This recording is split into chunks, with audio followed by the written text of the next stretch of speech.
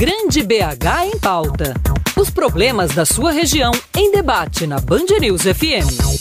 A violência contra idosos é o tema do Grande BH em Pauta desta semana. E hoje nós vamos abordar a recuperação psicológica dessas pessoas, pessoas que já passaram dos 60 anos e sofrem com abandono e negligência dos próprios familiares. O repórter Bernardo Miranda conversou com a presidente do Conselho Municipal do Idoso, a psicóloga Sandra Mendonça Malê. Acompanhe. Como que é o atendimento a um idoso que acaba passando por essa violência e muitas vezes essa violência é feita até por próprios familiares, por filhos, netos? Como é que é esse trauma e como que é recebido o atendimento para esse idoso? Bom, o que acontece é o seguinte, então, aqui no Conselho Municipal do Idoso, toda a violência que acontece pelo artigo 19 do Estatuto, fala que o Conselho Municipal do Idoso tem que ser notificado.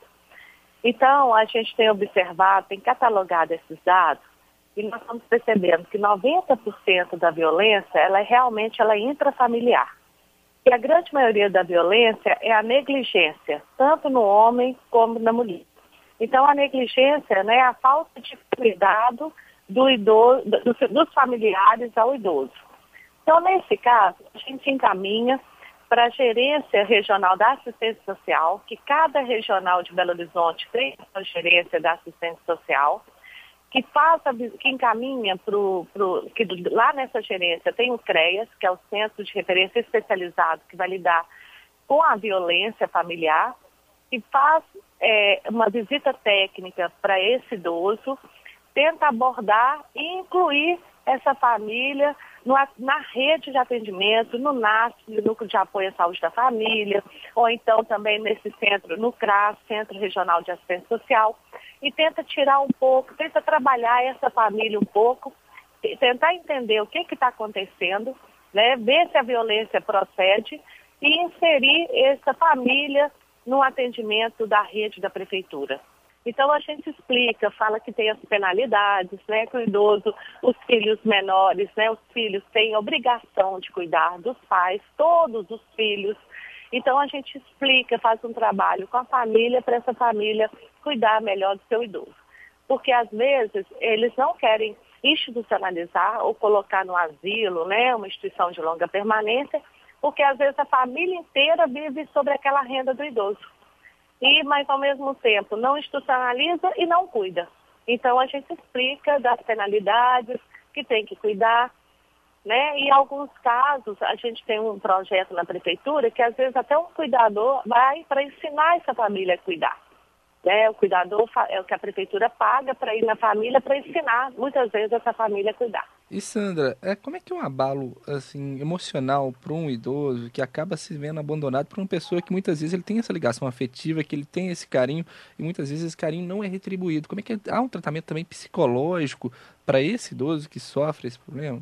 A Coordenadoria do Idoso, ela tem um equipamento que é o Centro de Referência da Pessoa Idosa. Então, nesse equipamento tem várias atividades para o idoso. E isso é para trabalhar o quê? O protagonismo, é para trabalhar a autoestima do idoso, né, para ele não achar que envelhecer é ficar dentro de casa, que é fim de linha, que não tem mais o que ser feito, não tem mais o que fazer. Né, ainda, muitos pela baixa estima acabam aceitando essa violência, né, achando que está velho mesmo, ou então não quer denunciar porque não quer expor as mazelas familiares, né?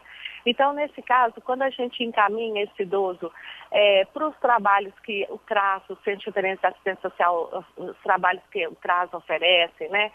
O CRAS oferece também, ou do Centro de Referência da Pessoa Idosa, então o idoso se sente incluído, ele sai desse ambiente familiar que tem conflito, ele passa, porque às vezes ele passa a viver os problemas dos filhos, dos netos, né? Vai interferir nessa dinâmica familiar e acaba gerando problema. Então, quando ele sai, começa a pensar nele, né, na qualidade de vida dele, então ele acaba fortalecendo e dando limite para a situação abusiva. Ele acaba retomando a autonomia dele, né? Isso, justamente, né? A autonomia, porque a gente tem que diferenciar que a autonomia é muito diferente de dependência, que às vezes o idoso pode ter dependência para a atividade da vida diária, ou seja, tomar um banho sozinho, escovar o dente sozinho, alimentar sozinho, mas se o idoso tiver autonomia naquela família, ele até fala quem vai cuidar, do jeito que vai cuidar e como que vai cuidar. Se ele tem uma autonomia, se ele construiu ao longo da história dele essa autonomia na família. Mas quando o idoso não tem essa autonomia, ele pode ser, e não tem os vínculos afetivos nunca foram construídos ou são enfraquecidos de alguma forma, então ele provavelmente vai ser alvo da violência intrafamiliar, né? E que infelizmente esses dados estão crescendo de uma forma assustadora. E dando sequência ao nosso Grande BH em Pauta de hoje, complementando essa entrevista que ouvimos aí, agora vamos falar sobre o aumento no número de denúncias de crimes contra os idosos. Nós conversamos agora com o coordenador do Disque Direitos Humanos da Secretaria de Estado de Defesa Social, Jorge Noronha. Olha só, o Jorge vai nos trazer a informação que há um aumento registrado nos crimes contra idosos, ou pelo menos nas denúncias de crimes contra idosos. Entre janeiro e agosto desse ano foram 733 denúncias. O relato mais comum de maus-tratos familiares, com 468 ligações, inclusive que nós ouvimos agora aí na entrevista do Bernardo Miranda. Jorge Noronha, bom dia para você. Bom dia aos ouvintes da Band. Esse número que eu trouxe aqui, Jorge, 733 denúncias, isso representa, estava procurando aqui, por isso que eu demorei, inclusive, para chamar. Isso representa 75% de aumento. Não, mentira, 75% de aumento é de julho desse ano em relação a julho do ano passado.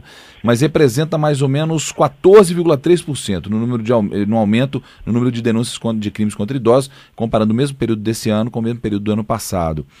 Isso é grave ou é sazonal? Você acha que é uma situação que pode acontecer de um ano para o outro, mas depois se ajusta? Tem uma média histórica nesse caso?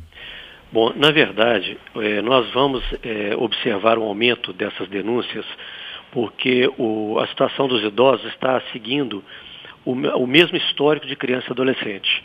Quando se criou o Estatuto da Criança e do Adolescente e se começou a sensibilizar as pessoas para todo tipo de violência, as denúncias surgiram.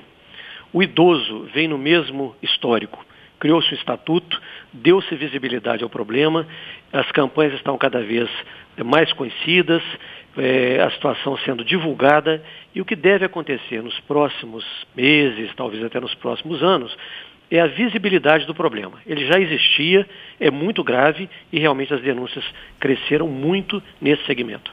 Mas é pelo menos um sinal de que as pessoas estão tendo mais consciência e estão denunciando quando elas veem, por exemplo, casos de maus tratos acontecerem na casa do vizinho, na casa de um parente? Não há dúvida, porque as vítimas, principalmente idosos e crianças, eles não se mobilizam.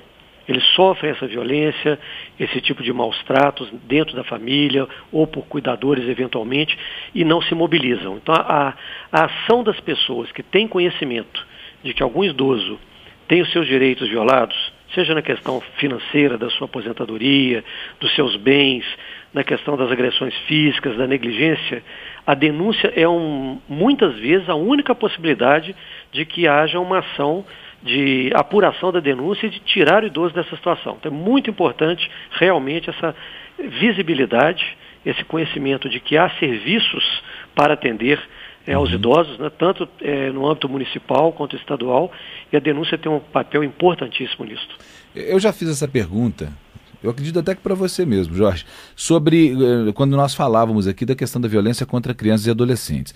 O Disque Direitos Humanos, ele recebe a denúncia e encaminha para o órgão competente. Há algum tipo de acompanhamento posterior para saber se essa denúncia foi apurada, se está se dando sequência ao bom trabalho que o Disque Direitos Humanos faz?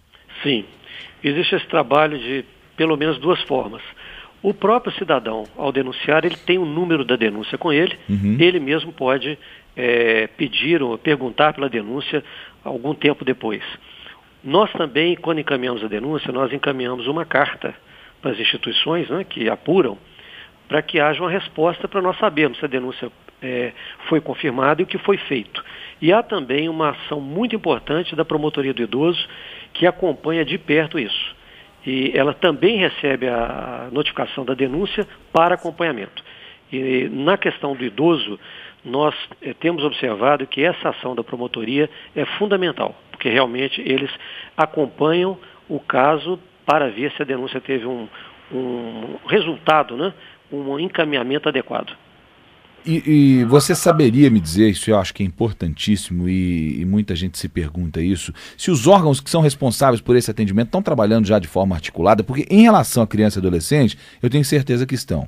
Em relação à mulher, estão começando a se articular melhor agora. Mas em relação ao idoso, que se custou tanto, a sociedade custou tanto a entender da importância de você preservar o idoso, dessas violências que a gente está acostumado a ver, a violência, abandono material, a questão financeira, os maus tratos de parentes, que muita gente não entendia, às vezes, a falta de paciência de um filho cuidador, de um parente cuidador como maus tratos, né? E agora estão entendendo. Você sabe me dizer se os órgãos que têm que dar esse atendimento clínico, jurídico, criminal, estão fazendo isso já de forma articulada? Já é uma articulação, porque na verdade os direitos humanos só funcionam em rede. Então, é muito importante que haja uma cooperação, né, entre o município, as ações da Prefeitura, o Ministério Público, ações do Estado de Minas. Se não há essa articulação, o trabalho ele fica comprometido. No caso específico do idoso, eu diria que a melhor ação e um dos principais responsáveis pelo êxito, que nós consideramos muito positivo, é o acompanhamento pelo Ministério Público. A promotoria do idoso nesta rede de atenção talvez seja o elo mais forte que nós temos no momento e que faz esse acompanhamento.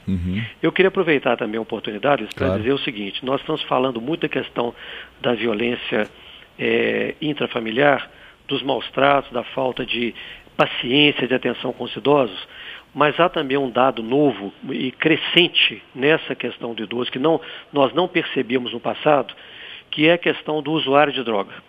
A pessoa, para manter o vício da droga, uma das populações muito vulneráveis são os idosos. Eles são muito pressionados a cederem dinheiro, não tem como se defender da posse dos bens. Sim. Isso é uma questão grave que nós percebemos que, em relação aos idosos, não aparecia no passado, né, e hoje ela está também crescente, a denúncia envolvendo o drogadito que, de alguma forma, comete uma violência contra o idoso. Somente neto, sobrinho, né? Muito comum, né? Exatamente. Filhos, pessoas da própria família.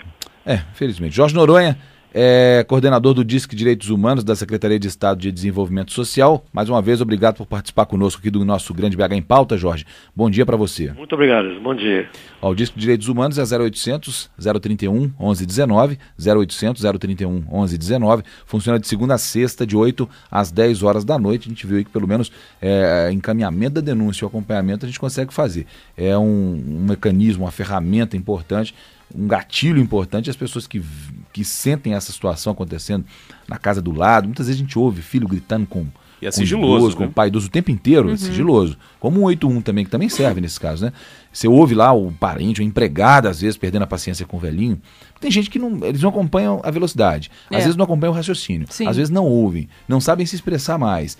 Tem várias questões envolvendo a população, a pessoa idosa, e que carecem não só de paciência, mas também de carinho e de afeto. E muita gente não tem para dar, né? E aí comete esse tipo de violência psicológica e a gente não se dá conta que aquele grito, aquela falta de paciência, aquele rompante de impaciência, aquilo é um maltrato. E é um maltrato. Inclusive, e tem que ser chamado a atenção. Inclusive quando há uma questão de colocar os idosos em asilos, coisas do tipo, e normalmente as pessoas que visitam, porque tem gente que nem visita os próprios pais, os avós, mas as pessoas que fazem essas visitas têm que ficar atentas em relação a alguma mancha, alguma marquinha roxa nos braços, o idoso está um pouco arredio com alguma pessoa, algum enfermeiro. Isso também tem que prestar muita atenção, porque infelizmente as pessoas não têm muito cuidado. Exatamente os mesmos sintomas de criança, né? A mesma coisa. A mesma coisa. E o comportamento acaba sendo o mesmo também, porque a pessoa fica numa situação onde ela não consegue mais reagir. Dá dó demais, né, gente? É horrível. Tem aquelas imagens que a gente encontra no YouTube, né, na televisão. No YouTube tem muito, de cuidador. Pô, a pessoa estuda para ser cuidador de idoso e não tem paciência. É terrível. Idosos acorrentados até em própria cama. É uma coisa degradante.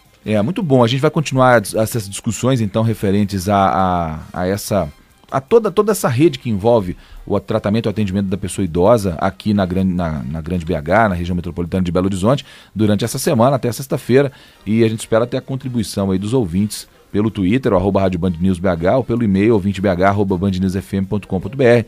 Até no Facebook também, facebook.com, Rádio Band News BH. Pode escrever pra gente, contar a sua história, vai ser muito legal trazê-la aqui para os outros ouvintes, compartilhar isso com os outros ouvintes da Band News FM.